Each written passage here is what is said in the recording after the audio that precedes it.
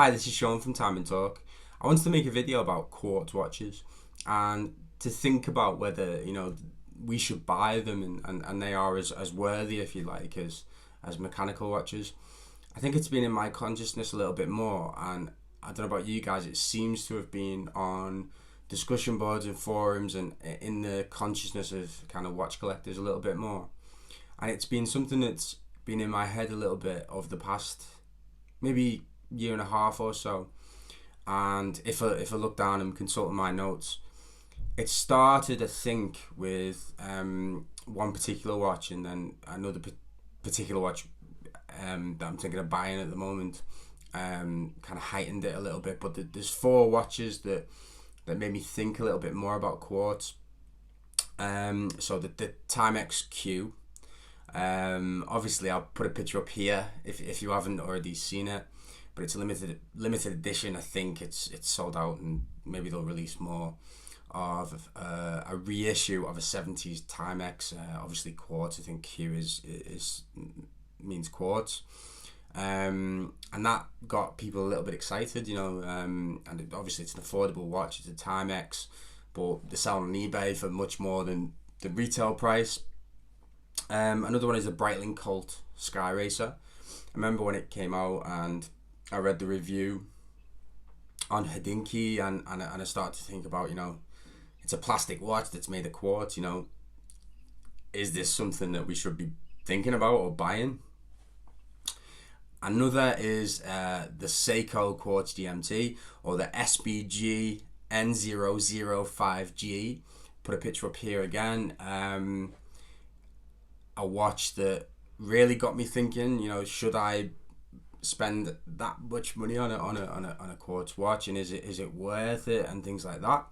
And finally the Oyster Quartz, the Rolex Datejust Oyster Quartz, which is something that's been on my radar for a while because I like Rolexes and you see them relatively often for sale.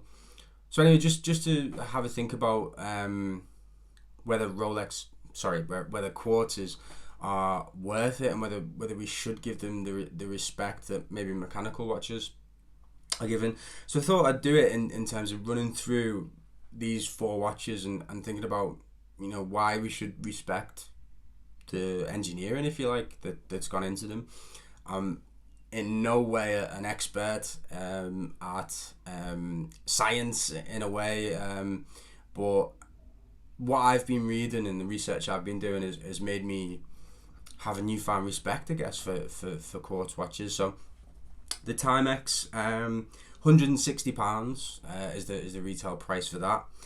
In the Timex is a Seiko Quartz PC33, a quartz movement. I think a lot of brands say they have a Japanese quartz movement. I think oftentimes it means this particular movement. I did a quick Google of it. As I said, I'm not an expert, but I think it costs $9 to buy. You can buy one to put on your watch, and it's $9. And I think it's the same sort of movement that's in Daniel Wellington, etc. Probably a lot of fashion watches, and I like the Timex Q. The first time I saw it on Instagram, I thought that's a nice looking watch. I'll have a look to see whether there's any available. So I clicked on the Timex website and I thought £160 for a Timex is actually pretty expensive. I'll give it a miss. And then I started to read a little bit more about it and people getting excited about it, and I thought maybe I should have bought one, sold it for more. But this is the kind of quartz movement I think a lot of people think of when they think quartz movement. You just make a watch purely for aesthetic reasons. You stick this bog standard quartz movement in the back, and Bob's your uncle. That's that. You know what I mean? But even a movement such as this is accurate to 1 second a day, less than 1 second a day probably, which means it's more accurate than probably a watch that cost £100,000. So it kind of, I guess, maybe that's why people become a little bit jaded about cheap quartz movements. they kind of spoil it for mechanical watches, if you like, because if you can get a watch for $10 or pounds that can outperform an expensive watch, what's the point? What's the point in it? And I think to a certain extent, the fact that you can get a $9 movement, stick it in the back of a watch, and it still do quite well in terms of timings, that means that that's one of the reasons why people don't like quartz watches in a sense. But then I got to thinking, okay, what about more expensive pieces and more expensive quartz watches, and is there something there in terms of the engineering, the science, the accuracy of these movements? Because with that $9 quartz movement, it's all just too easy, I guess. I could invent a watch now, get a $9 quartz movement, and it would be accurate to within 1 second a day. That's not exciting, I guess, for a watch fan, if you're following me. So then, the Breitling Colt Sky Racer. It's made from bright light, which is essentially plastic. It's 45 millimeters, and it's water resistant to 100 meters. Sorry. The movement in the watch is called the Caliber B74, which is essentially an ETA movement. Apparently a very good one, high-end quartz movement.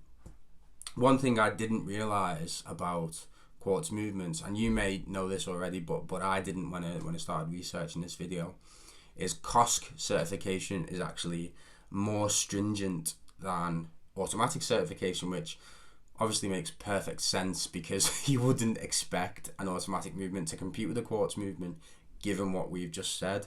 It's plus or minus 0.07 seconds a day. So that's, to be COSC certified, that's what a quartz movement has to do. The Breitling Colt Sky Racer has thermocompensation, which apparently is what a lot of high-end quartz movements have. Essentially what they do is they can measure the temperature in a room, in an area, in whatever, and adjust the movement to compensate for the difference that would have been caused by that high or low temperature. The Breitling Colt Sky Racer is accurate to 10 seconds a year, which is insane. 10 seconds a year. I don't even know how you would set a reference time against that, because the accuracy of the watch may be more accurate than your reference time, I guess. It's 20 times more accurate than ordinary quartz. And it's got an 8-year battery life expectancy. So, this is knocking it out of the park in terms of, that previous movement that we've just talked about that cost $9. But for this plastic watch, you do have to pay about £1,500 for that privilege. It doesn't appeal to me, the Colt Sky Racer, the aesthetics of it, the size of it, but I can see why it would appeal to some people, and I don't think I would write off quartz in the way that I would have done in the previous example. And then you've got the Seiko. Immediately when I saw the Seiko Quartz GMT, I thought it looks a bit like the Rolex Explorer 2, but it actually doesn't all that much. The bezel, that's about it. But again, you may know this already, but I didn't, if I'm honest. Seiko produce what a lot of people think is the best quartz movement in existence, really, and it's the 9F, the 9F, and this watch, the Seiko GMT, is celebrating 25 years of this amazing quartz movement, the 9F. The 9F 86 to be exact in the GMT, because it's the first ever quartz GMT. There's 2 editions of this watch. One is accurate to 5 seconds a year, which is, it's been specially regulated to perform to those specifications. It's a limited edition version. And the other 2 non-limited versions are accurate to within 10 seconds a year. It's 39 millimeters. It's got an instantly changing date. Apparently it changes really, really quickly. 1/2000th of a second or something insane like that. It's got a GMT function, obviously. So I've been reading about this quartz movement, and it's insane the level of engineering and detail that goes into it. It's not just a $9 quartz movement that goes in the back of your Daniel Wellington. It's got a special mechanism which makes each tick of the second hand exactly hit the markers with absolutely no vibration. And I've seen it in action on another video on YouTube, and basically the hand ticks twice in a second, and it bolts on the marker. It's amazing, but they've had to develop that. They've had to come up with that piece of engineering for that to work. Seiko, apparently, as we know, as watch fans, Seiko do absolutely everything about their watches. They're completely integrated in the same way that Rolex are in Switzerland. They grow. I didn't know that quartz crystals grew. Perhaps I'm stupid for not knowing that, but I didn't.